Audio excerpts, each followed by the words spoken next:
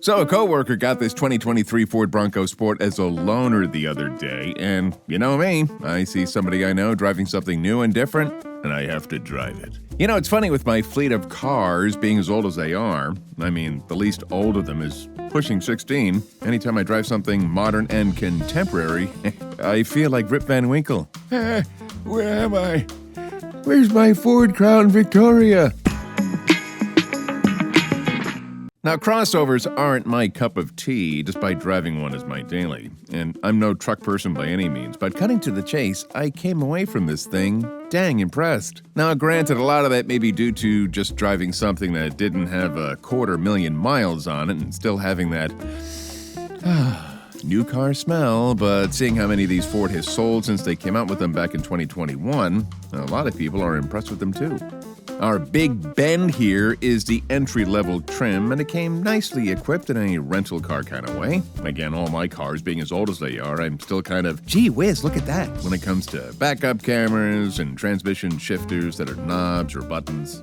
You know, that's like the first time I saw a horseless carriage. Styling-wise, I'm on the fence with these things. I think I'd like it better if they didn't call it Bronco. Calling it such makes it a cute ute rather than a serious utility vehicle. The interior of this one had a durable, hose-it-out kind of feeling, like backyard furniture. No power adjuster on the driver's seat, which means you ain't getting one on the passenger side. There's an adjustment lever on the side of the driver's seat so you can jack it up as high as you want or go as low as you want. I'm no giant, and I like to sit as high as possible in my vehicles, even if it's a low-to-the-ground sports car. No sunroof in this one either, not that I use mine that much, but I do like having it. Again, this is a bone stripper rental grade loaner, but you still get all-wheel drive, something Ford calls GOAT. That A there makes it look like GORT. GOAT, by the way, stands for Go Over Any Terrain. You get an 8-speed automatic and this massive 8-inch screen in the middle of the dash. Why, I remember when an 8-inch TV screen was considered a big screen. I'm not going to get into the myriad nuances of the different trim levels on the Bronco Sport and what they offer, but they do include the Heritage, Freewheeling, Outer Banks, and Badlands packages that can push the cost of a Bronco Sport well north of $40,000. All right, that's just par for the course these days, with the average price of a new car pushing $50,000 and the average monthly payment pushing $800. Don't be stupid. Try not being stupid. All Bronco Sports, except the top of the liners, are powered by a 1.5-liter turbocharged, get this, 3-cylinder engine. You never know it's a 3-cylinder, though. The little engine that could makes 181 horsepower, 190 foot-pounds of torque. Credit that 8-speed automatic with helping this little guy feel as peppy as it does. I don't think you'll want for power, although at just 27 miles per gallon, you may think that little of an engine could do better at the pump. Good news is it runs on regular. The Bronco Sport, which is completely different from the Bronco, rides on a shorter wheelbase version of the chassis the Ford Escape rides on. That shorter wheelbase does nothing for rear passenger legroom. This thing is tiny back there, but you can put that rear seat down and you have a pretty spacious cargo area. What in tarnation is that? It's a Santa suit, Rip. Don't ask. I'd make a good mall Santa. I'll have the push-button opener for the tailgate glass. These things are fast becoming extinct options on crossovers. Even on this one, your access is somewhat limited. You've been warned.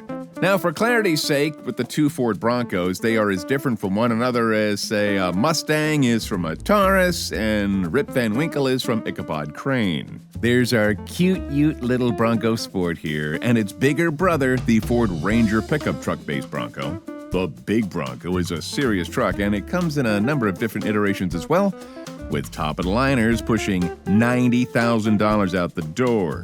Frankly, I think that's an insane amount of money, but if you can swing that, well, go for it. In the meantime, which Bronco do you think is the better seller? Now, if you're of a certain vintage, you hear Ford and Bronco in the same sentence, you're thinking of one of two things, both of which are rather infamous. You're either thinking of the tipsy-turvy, whoops, it flipped over again Bronco 2 of 1984 to 1990, or, let's be real, y'all, you're thinking of O.J. Simpson. Then again, you might be thinking of the OG Bronco that many people have either forgotten about or were completely unaware of. Can't blame folks since it's been a while. Ford pushed these out as a competitor to Jeeps from 1966 through 1977. These things are so painfully cool that one was car-cast as Keanu Reeves' whip in the 1994 classic action thriller Speed. Speed was the, star vehicle that many say helped propel Keanu Reeves to his present John Wick-id status. See what I did there? The OJ Bronco, which was a 1993, came out in 1978 and was heavily revised for model year 1980 and totally redesigned for 1987. Ford replaced the Bronco 2 in 1990 with what they called the Explorer, what many, me included, called the OJ Bronco, was replaced by the Ford Expedition for model year 1997. All in, though, again, while these things aren't my cup of antifreeze, I came away with a favorable impression of the Ford Bronco Sport.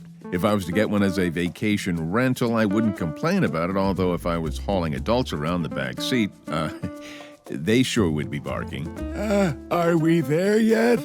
I do think the styling is somewhat dorky, but it's harmless. I take issue with Ford calling this thing Bronco.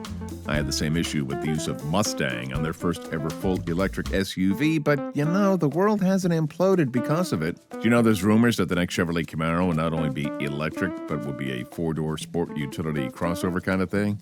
A Camaro SUV? I think I will go back to bed. And that's my take on the Bronco Sport, a capable, dweeby but adorable little trucklet. Thanks for watching. Please feel free to like and subscribe and comment below.